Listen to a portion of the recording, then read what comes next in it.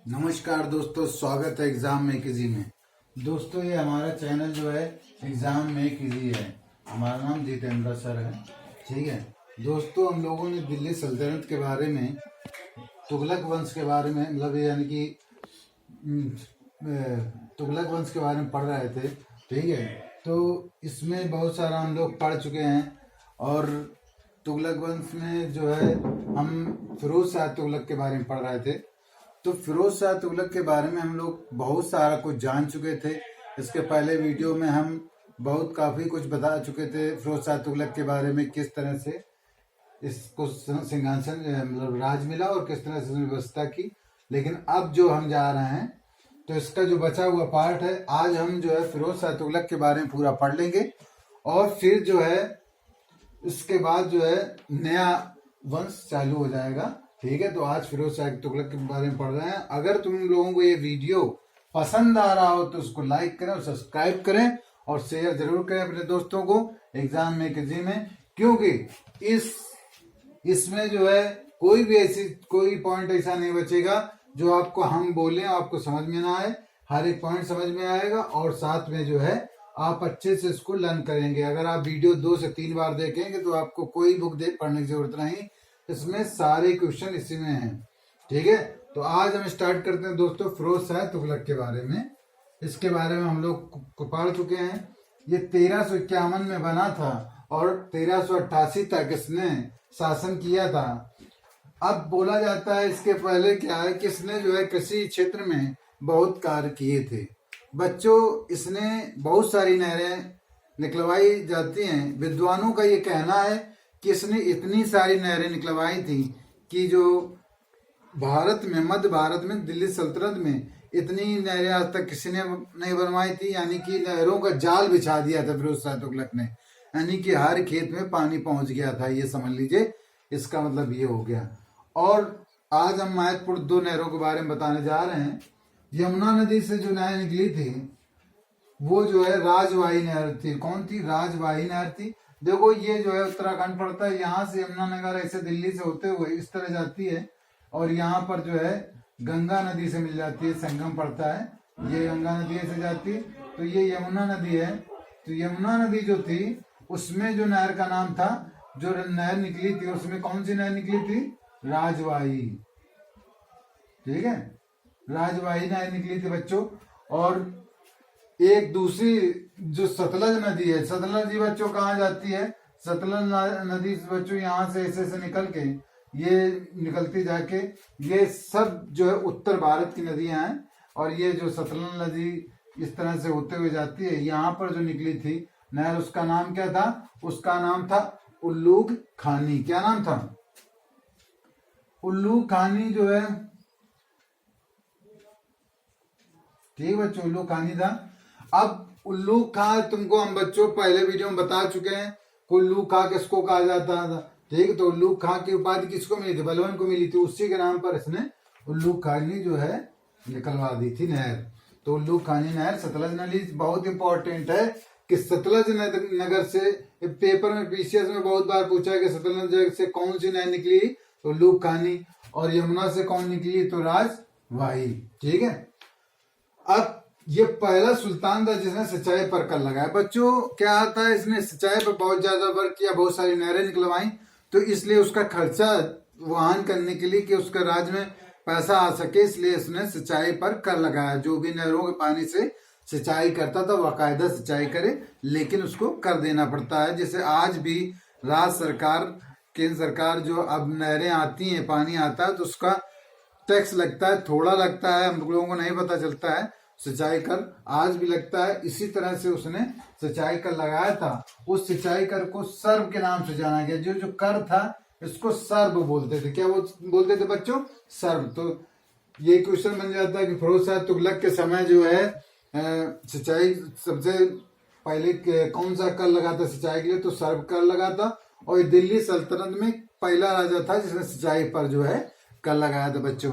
ठीक है, उसने उलमाओं को प्रसन्न करने के लिए, बच्चों क्या था कि हम लोगों कल हम बता चुके थे कि जो सहस्त्रवाद होता है, यानी कि जो मोहम्मद बिन तुगलक ने स्टार्ट किया था कि हिंदू मुस्लिम को बराबर दर्जा दिया जाएगा, और उलेमाओं को इज्जत नहीं मिल रही थी, तो इसने क्या किया था कि उलेमाओं को खुश करने के लिए इसने क्या किया था कि जो जितने भी हिंदू मंदिर थे उनको जो है तोड़ना चालू कर दिया, जिससे टूटेंगे हिंदू मंदिर तो जो मुसलमान होंगे, मुसलमान को उलेमा होंगे वो प्रसन्न होंगे। तो इस वजह से इसने जगन्नाथ मंदिर जो है, जगन्नाथ मंदिर पड़ता है, उसको इसने जो है तुड़वा दिया था। देखो ये जगन्नाथ मंदिर है बच्चों, इसको इसने तुड़वा दिया था। और ज्वालामुखी मंदिर को भी तुड़वा दिया था। ज्वालामुखी मंदिर जो था इसमें धार्मिक दस्तावेज थे, इसने क्या किया था, उन धार्मिक दस्तावेजों को बच्चों नष्ट कर दिया था।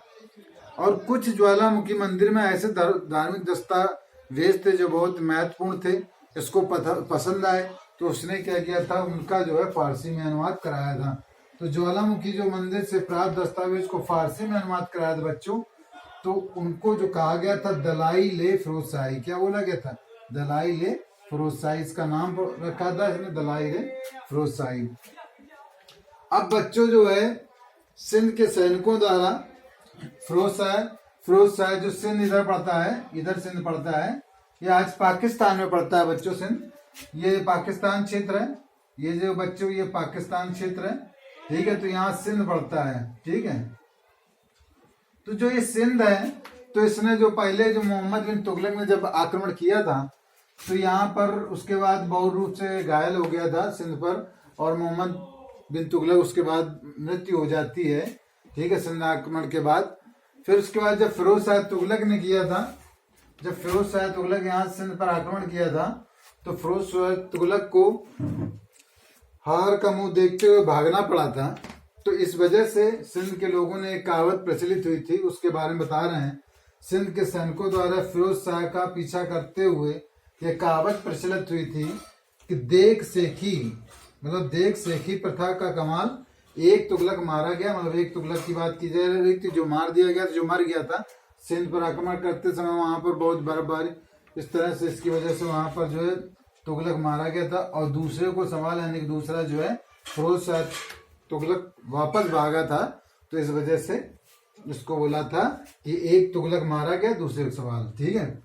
इसने अपने राज की आय की गणना कराई थी बच्चों, जो है दिल्ली सल्तनत का यह पहला सुल्तान था जिसने जो है आय की गणना कराई थी।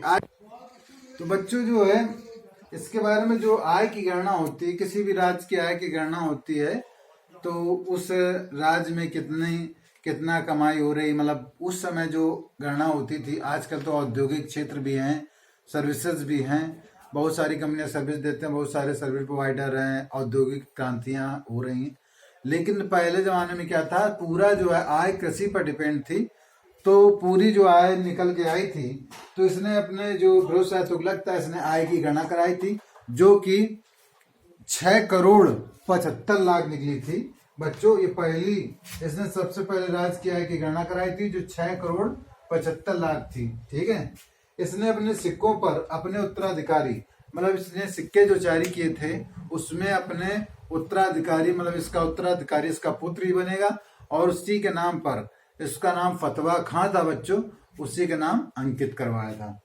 और इसने जो है बच्चों अपने भाई जौना खां की याद में, जौना खां जानते हो, हमने बताया था इसके पिछले वीडियो में कि जौना खां जो है मोहम्मद बिन तुगलक को कहते थे। जो मोहम्मद बिन तुगलक था, ये जो है बच्चों जौना खां के नाम से प्रसिद्ध था। और जब इसकी मृत्यु के बाद जब फिरोज शाह तुगलक शासक बना, तो इसने जो है जौना खां की याद में जौनपुर शहर पड़ता है, ये बच्चों इधर पड़ता है जौनपुर, इधर पड़ता है जौनपुर, ये क्षेत्र पड़ता है। जब आप वहां से होते हुए जाएंगे तो वहां पर पड़ता है, उसके आगे तो ये जौनपुर पड़ता है बच्चों, ठीक है। और जौनपुर जो है ये पड़ गया जौनपुर, ठीक है। तो ये अभी क्षेत्र जो है यूपी का ही है जौनपुर बच्चों, ठीक है, यूपी में पड़ता है।